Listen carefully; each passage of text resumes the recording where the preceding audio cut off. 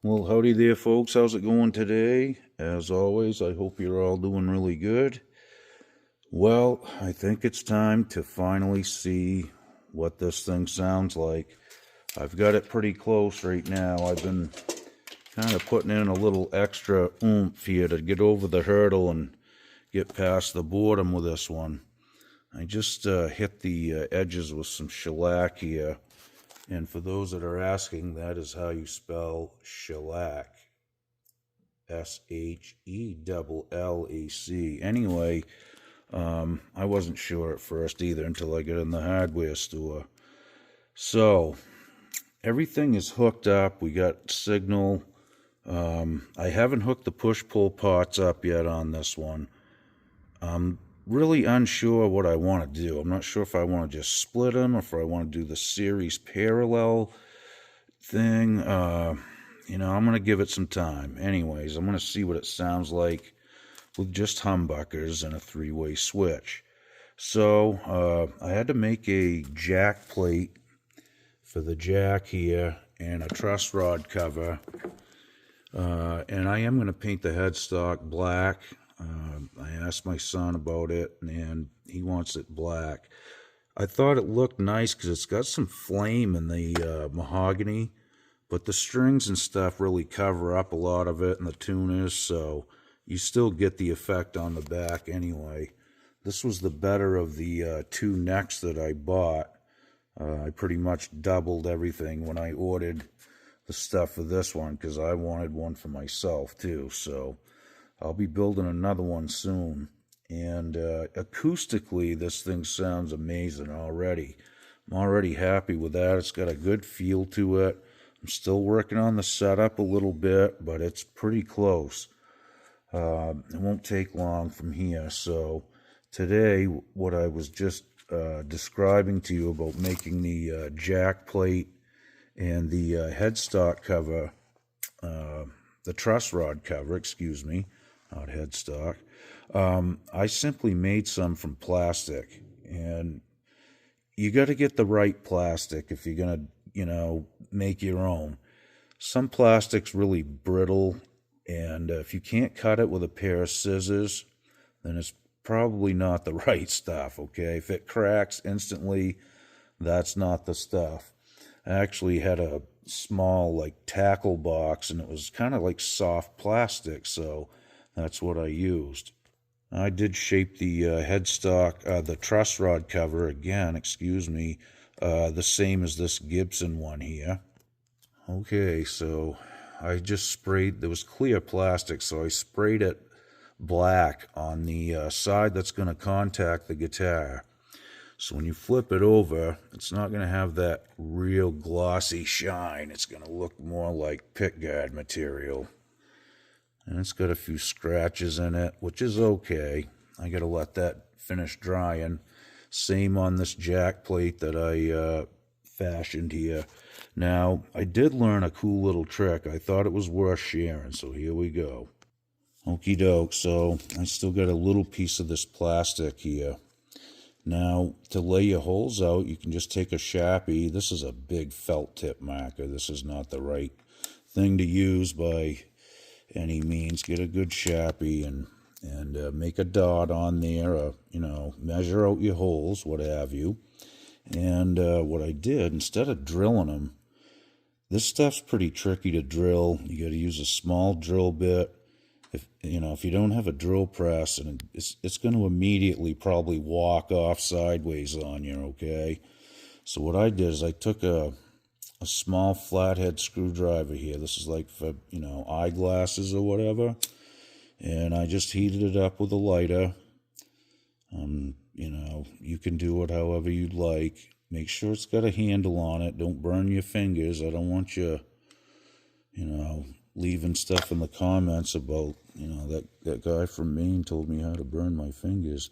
So, it's easy to line this up. This is the whole point here as far as, getting the hole established. So, you get that hot enough so it will melt and go right through it. And you don't have to worry about the drill bit walking off sideways. Now, if you want to enlarge the hole, you could use a drill bit now and it would probably work just fine. Or you could just step up to a bigger, diameter screwdriver. Now, once that's done, you got these little ridges on the on both sides. I took a razor blade and just kind of cut those off. Don't cut your fingers, but you get rid of that, and it's really a good start to, like I said, either enlarge it, or if you're just putting stuff on like this, that's about the right size, really. Maybe you want to go a little bigger. Here's a real Gibson one. So I may, enlarge them depending on what screws I use and whatnot too. So anyway, that was a lot easier than trying to drill them. And I have a drill press, but, them small drill bits, they bend, they wander.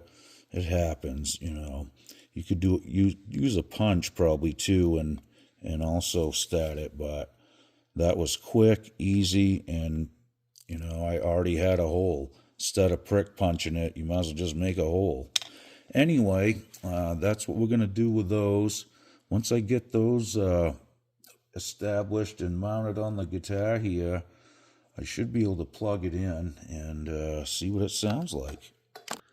Now, most of you on the channel know what this is. This is something I've been kind of dragging my heels on for quite a few months now, but this is a copy of a 1977 Ibanez Destroyer, which was a copy of a Gibson Explorer, which we all know they got a cease and desist order and had to stop making these and whatnot.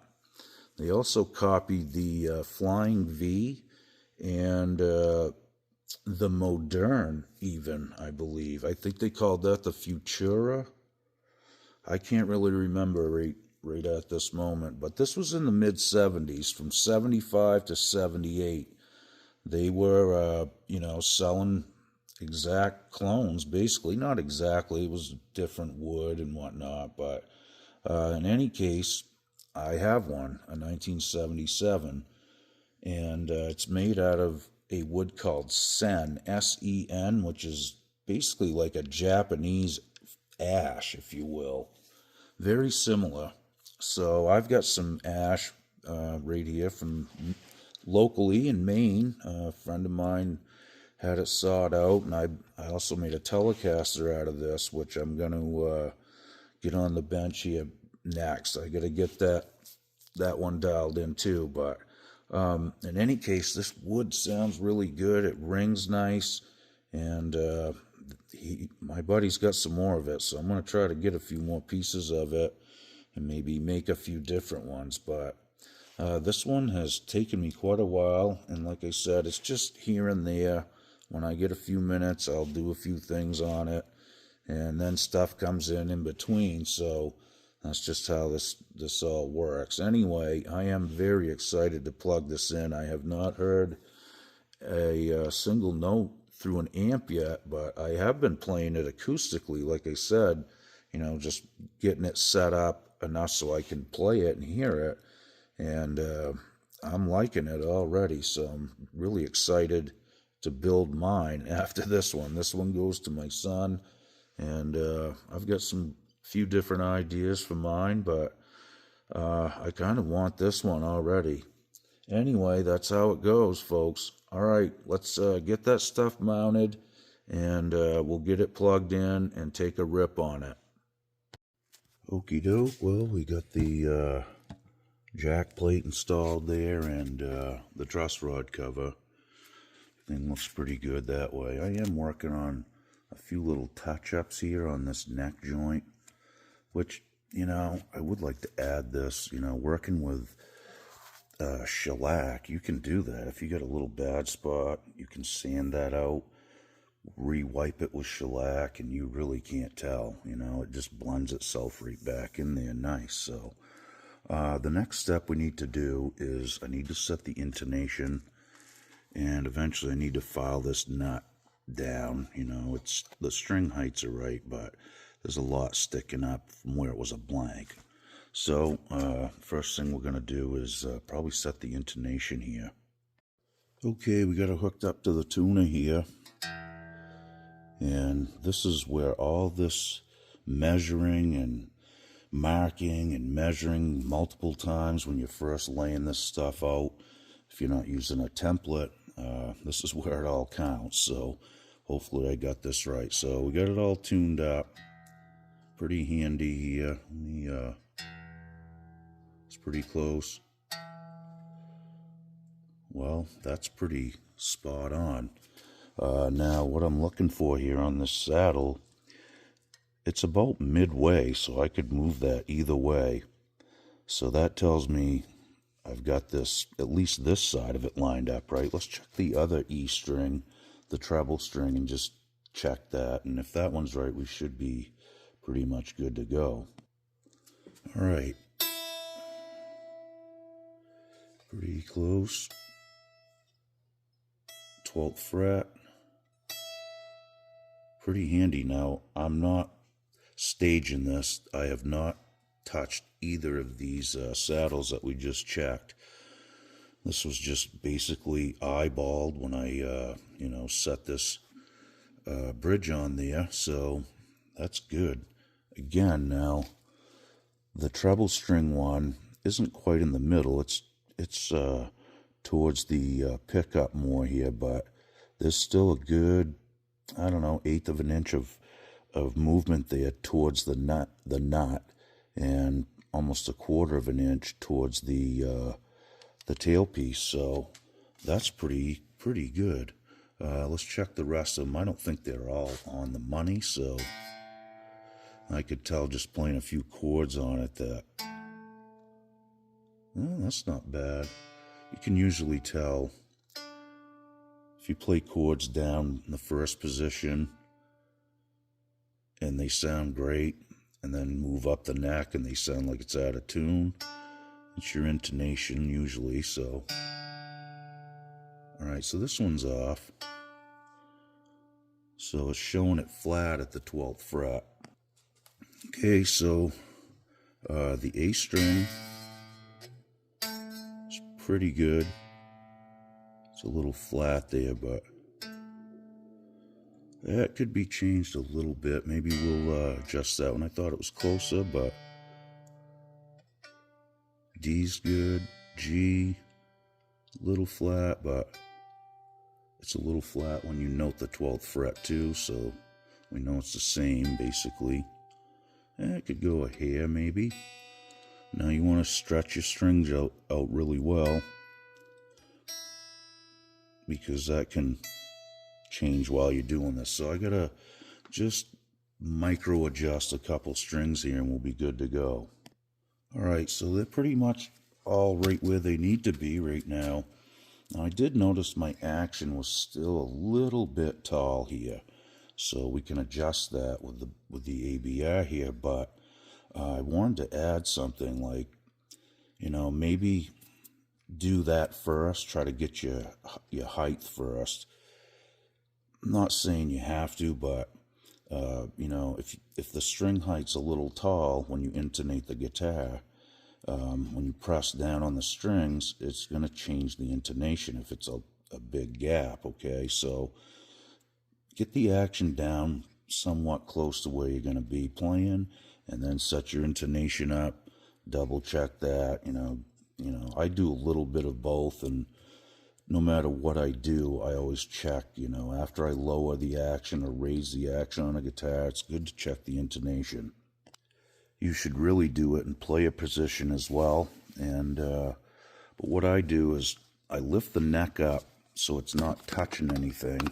I mean, that's just, I can get my hand under there, so it's not touching that neck rest there, but I do put it on the heel. And that's better than just sitting it on the bench flat, in my opinion. The other thing is, when you're checking your intonation, when you hit the note at the 12th fret, you want to try to be straight up and down when you push down. Try not to bend the string, just straight up and down. And sometimes I will pluck the string this way instead of like this. It's little things like that when you're really trying to dial it in perfect. that may help you. That's all. I just like to share some of my little quirky ideas, but hopefully it helps somebody out too. Okay, folks, it's time to wake this one up and see what it sounds like. Always a good feeling. I'm just plugged into a reverb pedal here and split to 2 amplifiers. I got this little Fender Excelsior with a 15-inch speaker in it, and I got a 412 half stack on the other side of the room that you can't see. So no gimmicks or anything, just a little reverb. Let's start on the neck pickup first.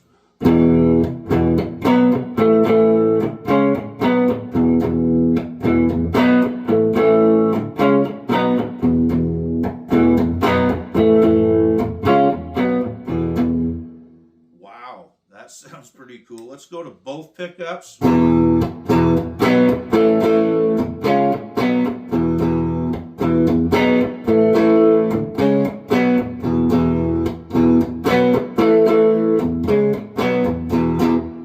Excuse the sloppy playing. I haven't played a guitar in about a month. All right, let's see what the bridge sounds like.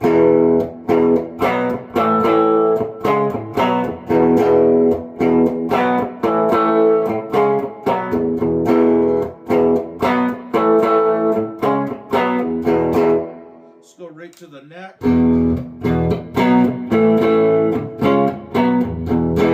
Bridge.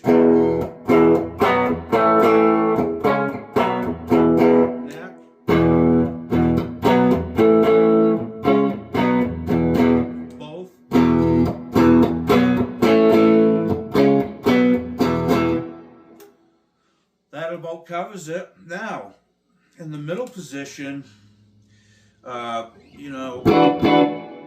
can pretty much run the guitar with just this one knob here. Now, what I would do is, if they're both all the way up, you roll this one down, you're getting the bridge pickup. If you blend it just a little more, you can hear it get thick, right? I mean, you really don't even need the switch at that point. So I like guitars that are wide that way, so it's really like a one-trick pony with that knob. You can get all the tones without messing around with a switch and just kind of blend it into what you like. Very cool guitar. Really pumped the way this came out. It took me a few months. I was just kind of pecking away at it here and there, and man, I didn't expect it to be what it is. It sounds really nice. It's really light, balanced really well, and I just think it's got a cool look to it. This is made of ash, right locally in Maine here. A friend of mine harvested the tree, and his brother had a sawmill, cut the boards out. The boards were like 18 to 20 inches wide, just beautiful stuff, no knots. And he gave me some, so I built 2 guitars. I built the Telecaster prior to this, which I'm not done with it yet. It still needs some TLC, and I've learned a lot since I built that, working on this one. So I've got some changes to make to the other one, and a few touch-ups on this left, not a ton, but just the finer things. Paint the headstock black on the face of it, and like I said, a few touch-ups, but all in all, it's a really cool guitar. It plays well, sounds nice. I do need to make a control cavity cover here, which isn't a big deal. It's just we're down to just little stuff, which is nice. I don't know how long it took me to build it.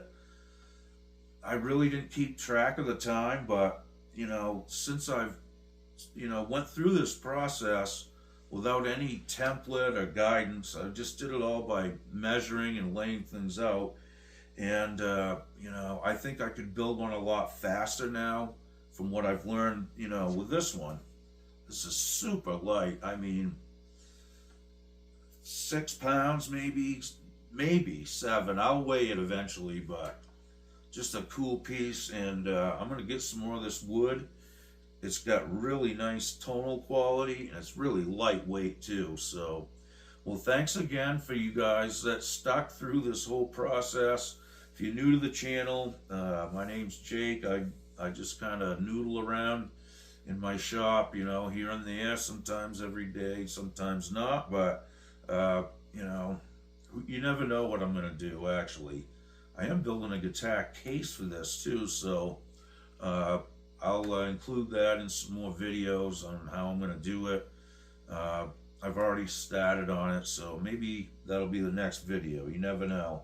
I think I'm going to leave this alone for now. I like the way it sounds. It's not too bright. It's a little thick and dark on the neck pickup, but I kind of like that. And again, like I said, I really mostly run this one volume knob for the neck pickup, and I can just blend whatever I want in or out, and I got it. These all have push-pull pots installed on them too. So down the road, I may do some, you know, extra wiring, if you will, and maybe do a series parallel or a phase or something with it. I don't know. I haven't really thought about it too much. I wanted to find out what it sounded like on its own, just with a stock kind of setup here. So all in all, I'm very happy. Like I said, the action's getting really nice now. The string pull is straight as an arrow, so all my layout work, you know, paid off, if you will. Well, thanks again, guys. We'll see you real soon. Be good. Okie doke.